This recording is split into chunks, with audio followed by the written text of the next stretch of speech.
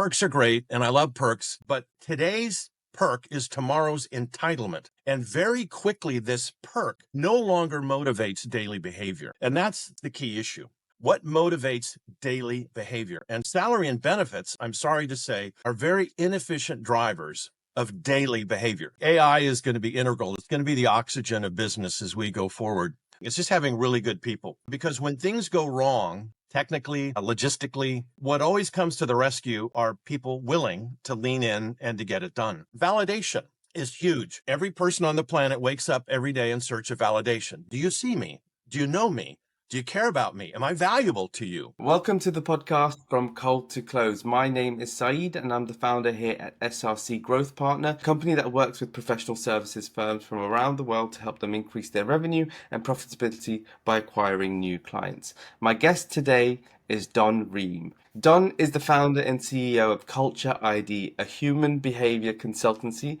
that helps organizations understand what drives employees' behavior when they're at work, and simplifies measuring and managing workplace cultures. He's a former science advisor to Congress and the Secretary of the US Department of Health and Human Services, and has traveled the globe to speak to business leaders about creating healthy workplace cultures through the lens of neuroscience. As one of the US's principal authorities on leadership science, Don uses empirically validated research to consult with leaders at all levels within an organization. He's also a highly regarded keynote speaker. He's presented some of the most popular content in 2 TEDx Talks. I'm sure you've seen Can Work Save Our Relationships and How to Stay Ahead of the Future of Work. He's also an author as well, Thrive by Design being his book, The Neuroscience That Drives High Performance Cultures, and ForbesBooks. There's a big intro I've given you there, Don. So welcome to the podcast.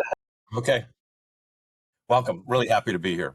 Yeah, Thank you, no sir. worries. I'm really glad to be here with you today, and I'm really excited about what we're going to be talking about today, because without a doubt, I've just listed out your background, and clearly you're someone who knows what they're talking about when it comes to human behavior. So, and I find it such a fascinating aspect of business when businesses are so reliant, very much so, on the humans within the organization. So I'm really excited for that. But before we jump into the meat, the protein for the podcast, I wanted to ask you, could you give a brief background on your own journey to where you are today and the current role you play within your business, Culture ID? Sure. So my genetic roots are in industry and business. My great-grandfather built the first oil refinery on the West Coast in Richmond, California, became president of Standard Oil of California. Then my grandfather was the founder of Rheem Manufacturing, which is still, I believe, one of the largest manufacturer of water heaters in the world, also in air conditioning. But I'm the black sheep in the Rheem family. I'm not formally trained in business.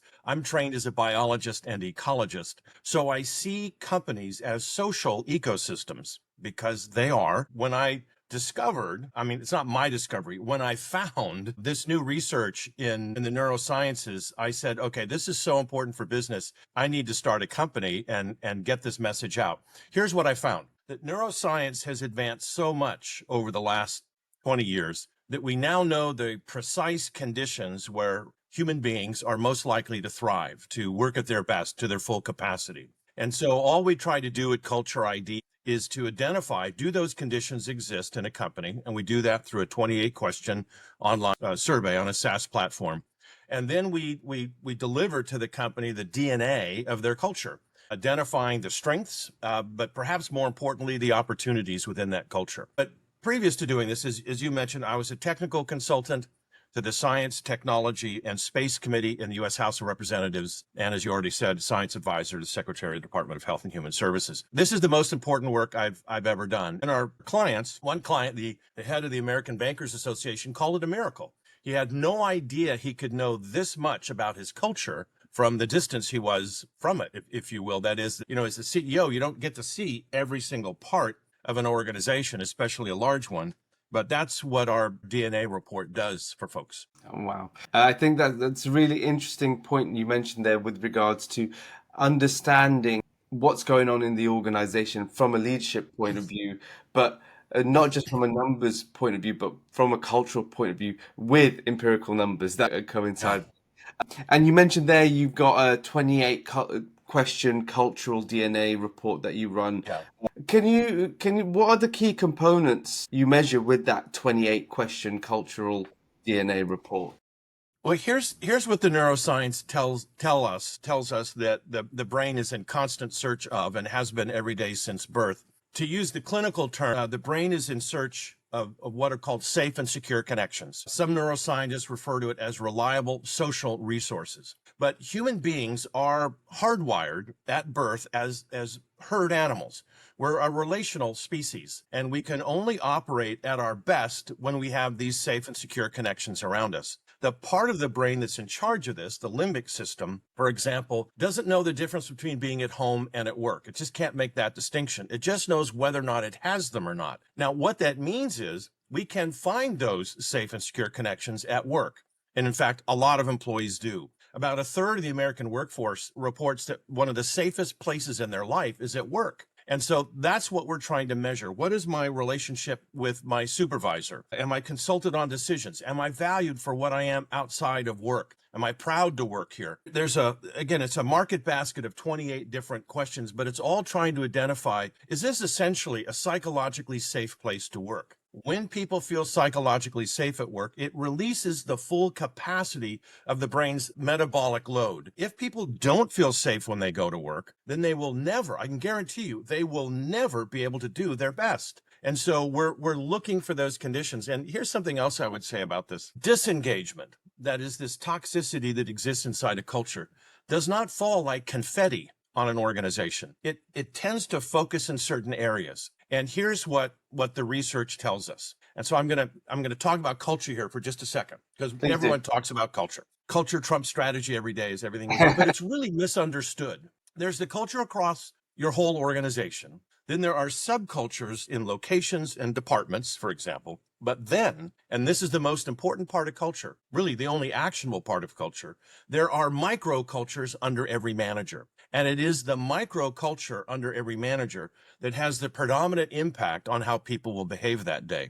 Let me put this a different way, put a number on it. 70% of the variance of someone's engagement level when they get to work, 70% of the variable is directly attributable to their immediate manager or supervisor. And so the quality of leadership and these microcultures are the real pivot point inside organizations to create change. So we see so many organizations do these big things at the culture level writ large, but they're not seeing many changes or much change or significant change in their overall engagement scores. But once you get down to these microcultures, that's where you find these pockets of toxicity that need to be addressed. Absolutely. And that's really interesting for me to hear, because you mentioned in terms of the microcultures that are within an organization. In terms of that report that you create, is there a difference between, because most organizations will run some form of employee satisfaction report of some kind. What's the difference between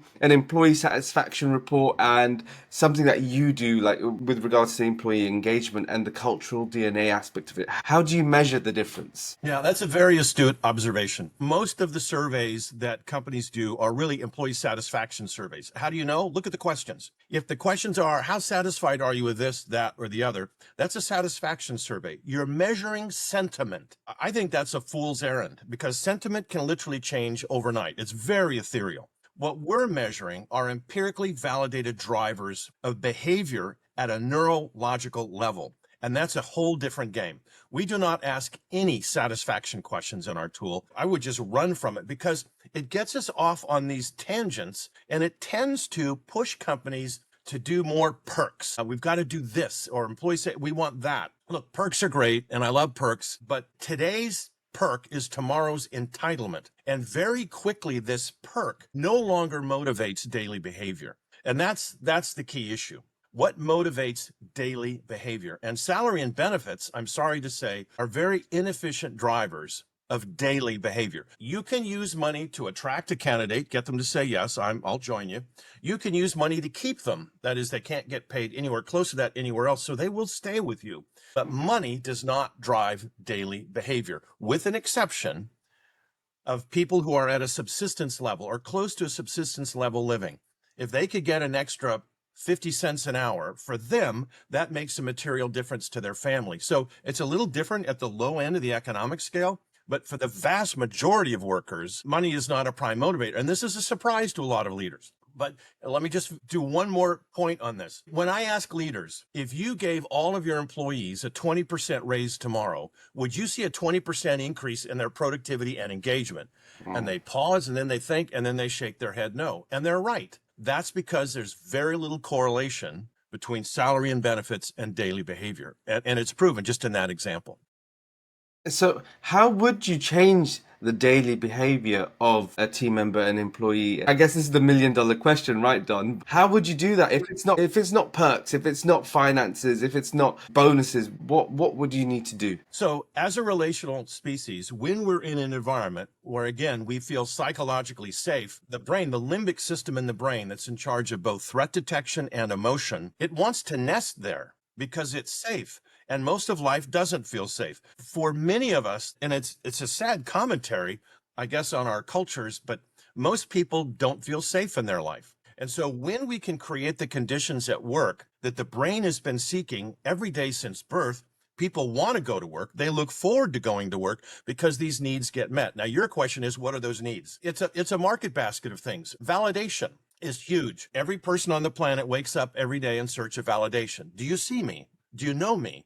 Do you care about me? Am I valuable to you? And then I ask the question, do we get enough validation for everything we do at home? No. Do we get enough validation for everything we do at work? That's probably a hell no. So one thing I tell leaders, even though I've never met any of your employees, I can tell you virtually all of them are in a chronic state of validation deprivation. So when we validate employees when they come to work, good morning, how are you? How was your weekend? All these things are free. When we do those things for employees, they get a little release of dopamine and oxytocin in the pleasure centers of the brain, and they want more. And they feel comfortable there, and they want to nest there. That is, they want to stay. For our clients, and that validation is just one of them, but when they follow this track, our average client increases their engagement level by 11% in each of their first 4 years. Some of the research out there says you can only expect a 5% increase year over year. We get twice that.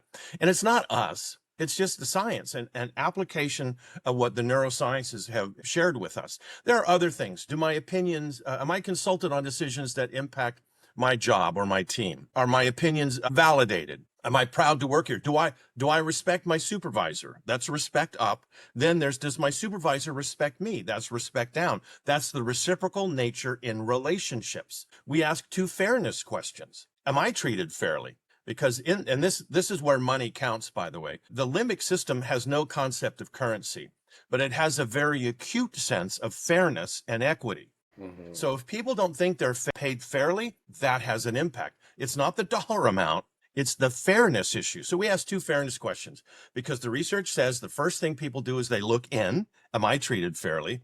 And then the second question is, does this organization treat people fairly? Because after they look in, the research says they look around. How are other people treated? Because if someone else, even in this other department, isn't treated fairly, that means it can happen to me too. And that starts to erode psychological safety. I love that. And I think that kind of forwards me into my next question with regards to culture. And obviously, when you look internally about what you're going, and then you look at externally as well about what's going on, that feeds into the culture that is created in an organization.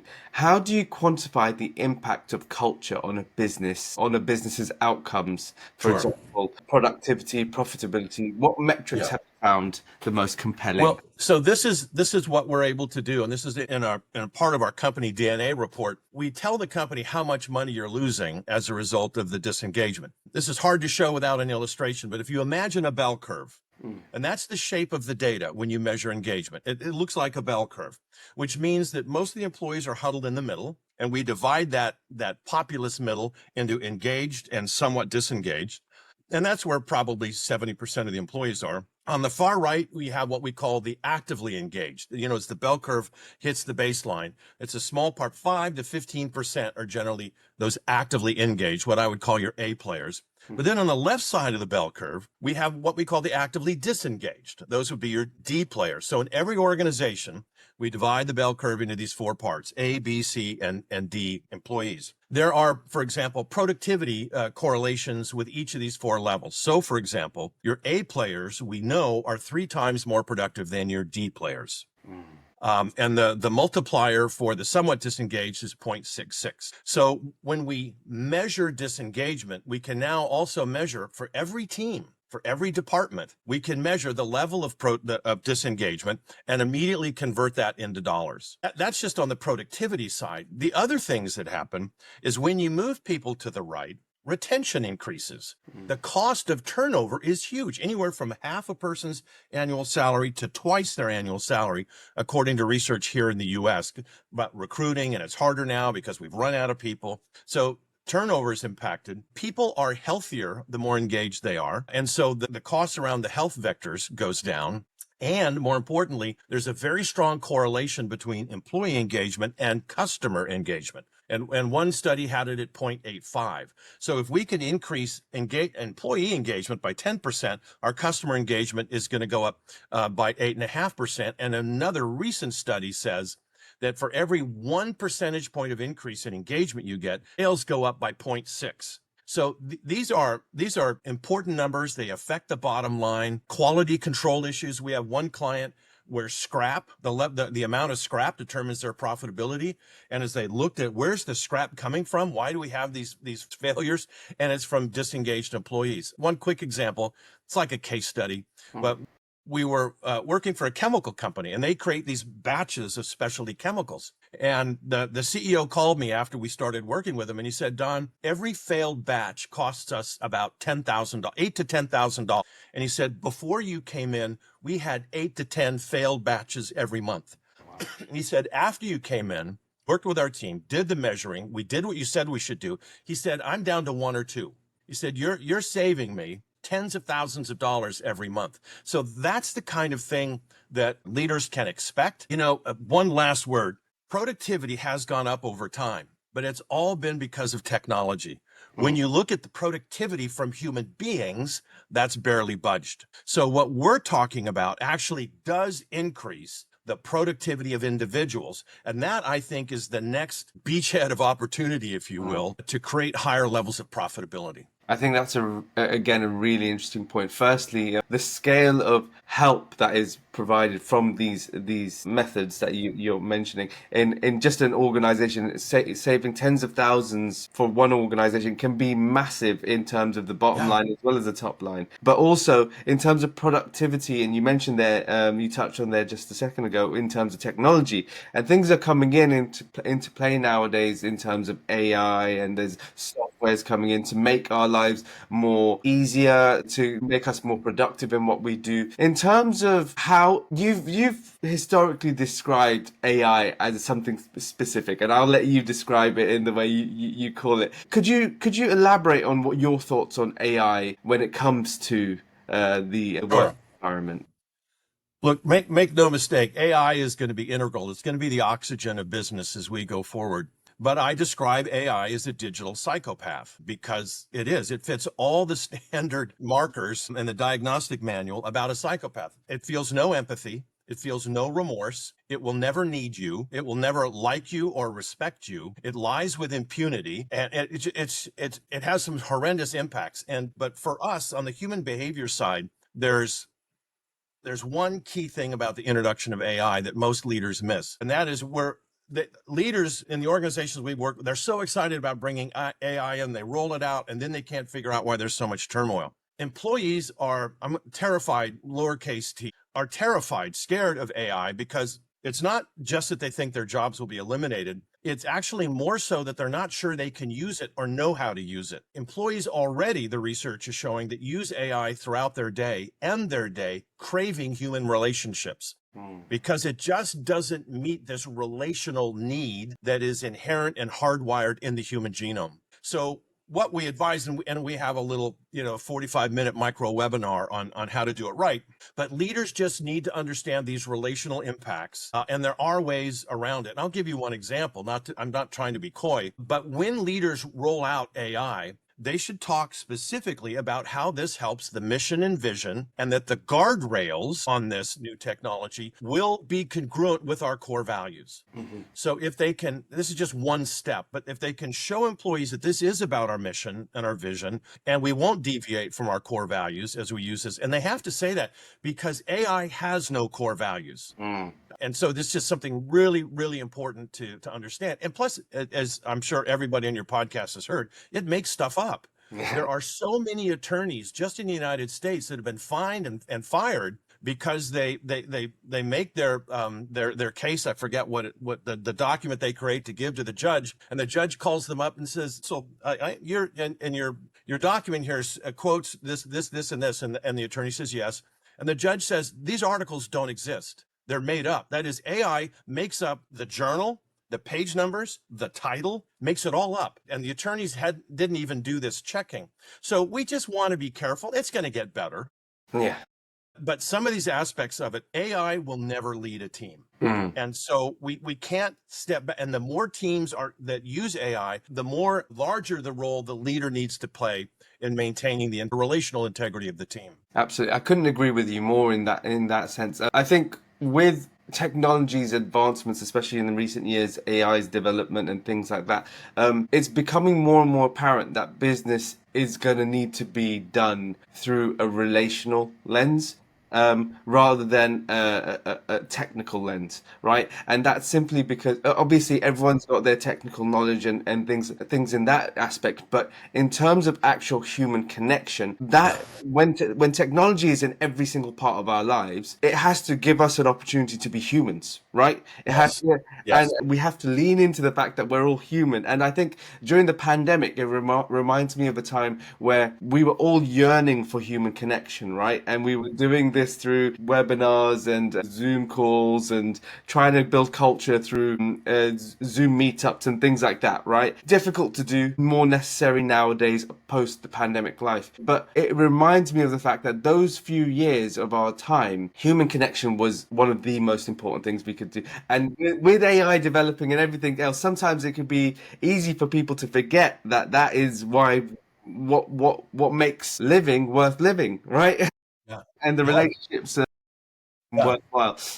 Yeah, go ahead. Well, it's another very astute observation. When the pandemic hit, about half the U.S. population is what's called remote enabled, but millions of people were sent home. And what happened right away is suicide ideation jumped, spousal abuse increased, child abuse increased, people reporting a pervasive sense of feeling deeply alone and isolated skyrocketed. It was horrible. Now, one of the things that helped business in that case is all these employees went home with a legacy understanding of their culture. And they went home having had those relationships. And that gave a nice long tail in the pandemic that at least we had those memories to rely on. It's interesting. The research on employees hired remotely, who work remotely, have no concept of the organization's culture and very little of what we refer to as emotional Velcro.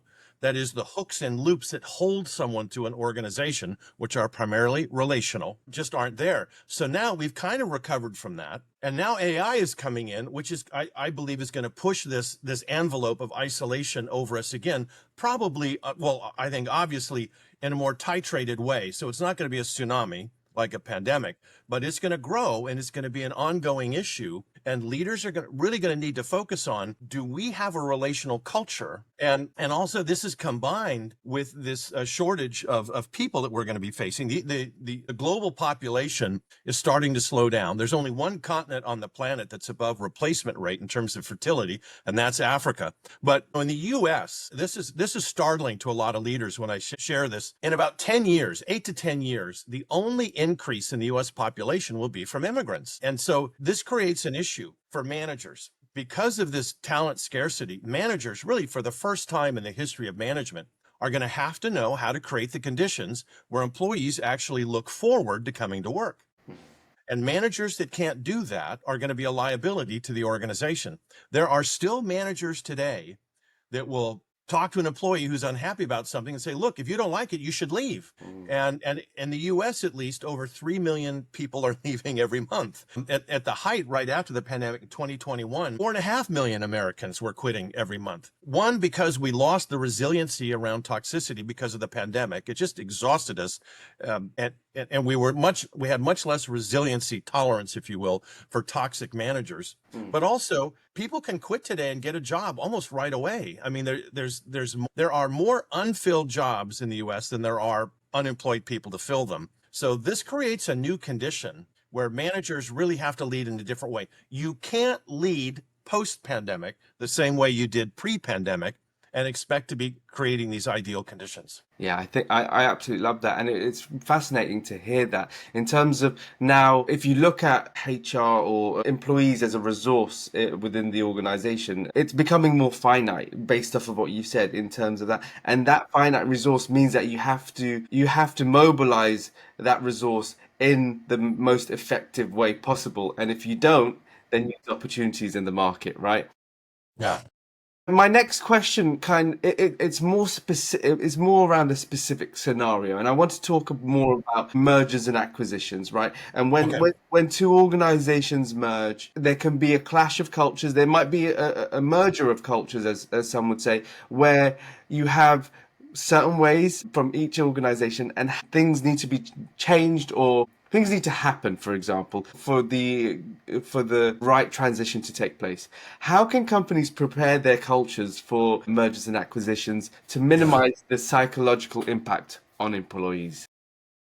Mergers and acquisitions is one of the most unsuccessful business practices in the history of business. That is the way they're done. They're often done with lawyers and people just cognitively feeling, okay, these people do accounting, so we don't need those people. And it usually creates really miserable conditions where within 12 months of the merger, 80% of one of the company's employees are gone. A lot of them voluntarily walked out. What is not typically done well in mergers and acquisitions is managing what you talked about, the sense of psychological safety going in. The limbic system in the human brain, again, in charge of emotion and threat detection, one of the two key things it focuses on to determine its safety is a simple question. What's next? So in a merger and acquisition, this is the question that's unanswerable for most employees. They don't know what's next. So their limbic system is on high alert. I might be the one to go. And because there's still a stigma about being fired, a lot of your A and B players on the right side of that bell curve, if they don't get some assurance that they're going to be a part of this new organization, they will bail, because they don't want to be fired and they're going to go look for, and when they start looking, they're going to find all these opportunities. So it's just the thing that is most frequently left out is just the people variable and how to deal with it. It's a combination of messaging, reassurances, predictive conditions, and simply validating, or I would say, I want to use a therapeutic term. Leaders need to normalize the sense of risk that people feel. So for example, what is normalizing? You do a merger and acquisition, but you don't really say anything to the people about it. It's all mechanical, and people go in there. It feels terrible. They feel highly at risk. They feel very uncomfortable, and they bail. Normalizing would be the leader says to the employees of both companies, look, this is going to feel like a period of turmoil, and some of you will feel uneasy about the lack of clarity on what's happening. We understand that. That's normal. Just know that we're going to be as transparent as possible. We're going to let you know things as soon as we can. If the sense of, risk or dis-ease becomes really palpable for you, make sure you come and talk to HR. You've got to give them, a safety valve, it's called load sharing. You got to give them someone to go load share with. And then when employees have those feelings, God, this is really uncomfortable. The CEO said, this is normal. Of course, we're going to feel this way. They're much less likely to take a precipitous action if you've normalized it. That's just one of the things we recommend on the mergers and acquisitions side. That makes sense. You're more likely or less likely to make an action on a whim based off of your feelings or emotions if you have a place to be able to brain dump or be able to emotion dump. Then that's a really interesting point you mentioned. Yeah, the therapeutic issue, Syed, is that the therapeutic term is people become emotionally dysregulated. And when we become emotionally dysregulated out of fear or lack of safety, we do tend to make decisions that may not be good decisions. They're not thoughtful decisions. They tend to be reactive decisions. And that's what leaders want to avoid, if at all possible. Yeah, absolutely. Well, Don, this segment of the podcast we like to call the Entrepreneur's Room. And it's a series of questions we ask all of our guests to try and give our viewers and listeners an opportunity to understand how a business owner's mind is and how their day goes and what they think about. So the first question I'd like to ask at this stage of the podcast is, how are you currently spending your days as a leader of the business? Yeah, probably not well. There is a saying probably everyone has heard, you can't be working on the business if you're working in the business. And that's probably my biggest daily struggle. And it's my own fault. It's because I don't want to be far from the action. Like when we do a survey, in fact, right after this podcast, I have to debrief a company that's a client about their, this year's survey results. I don't have to do those debriefs, but I love doing them. So I spend a lot of time doing them because I've got to dive into the research and understand all the nuances of their data. So I could be much more strategic. We'd probably be a bigger company if I was more strategic. But I love, I love the data. I love changing people's lives. Look, I'll say this. We know when we work with clients, I know, in fact, every employee in the company, that our clients, they become more profitable and productivity goes up and retention goes up. That's actually not why we do it. We do the work because we know if we can help companies change these conditions at work, because work is where we spend most of our time when we're awake with other adults. If we can help them make those conditions healthier for people, that those employees go home as better parents and better partners. And that's our drive. And we just want to do that through business. But so I'm probably too deep in it. I spend a lot of my time, staying up on the research, but I should be a more strategic thinker. Yeah, no, I love to hear that, because especially with consulting firms specifically, I always find you're a technician by trade, right? You love what you do, you're in it, and that's why, because you love it, that's the reason why you're able to provide the value you're able to provide. Yeah. You're the expert, right? So that Yeah. becomes it's a hard line to tread between working in and on the business, but it's really interesting. In terms of running the business, what are the most important metrics for you when you're running the business? Well, I'm going to start at the beginning. The metrics you use when you hire someone, the only way to hire using science is to use psychoanalytic testing. So we would not bring anybody on board that's an unknown to us without them taking, there's two tests we have them take, so that we can understand what they're made of. And so you got to pick the right people. A lot of organizations don't feel like they have that luxury anymore. They just need a warm body. I totally get that. The other metrics are, it's sort of the same. It's the tail of the same thing. It's just having really good people, because when things go wrong, technically, logistically, what always comes to the rescue are people willing to lean in and to get it done. And I've just been very blessed to have, really incredibly great employees, a remarkable set of people that, often sacrifice at personal expense to get our work done for our clients. Of course, I'm concerned about the budget and the numbers, but I really leave that because my title is now founder. I leave those details to the new CEO, Kelly Burns, of the company, who's incredibly good at it, and our VP of operations, Lori Nappy. They do a great job of really steering that part of the business. I stay close to it, but I don't, I'm probably, this is why I think most entrepreneurs are not good leaders of organizations as they get bigger, because at least for me, that's the least interesting part of the business for me. Yeah, no, and it's great to hear that. I think it's quite a good lesson for viewers and listeners to listen to when you say that you're just the founder now, right? And you've passed that responsibility of CEO over to someone, because there's an understanding of the business is bigger than me, but I still know what I like to do, right? And I know I found it, but my area of expertise is this stuff. I like doing these things, and obviously you're close to it, but having someone running that area, it's always a sensible thing. In terms of growing the organization, and obviously you mentioned that you're growing. How are you currently growing your business? What are the business development activities? I know you've done a few TED Talks and authored books, but what is it that you're doing currently? Well, we have a terrible go-to-market strategy. I mean, we're getting better at it, and we're really refining it, and it is a light year. Today, it's light years ahead of where it was last year. But we don't market, we don't advertise. It's largely word of mouth.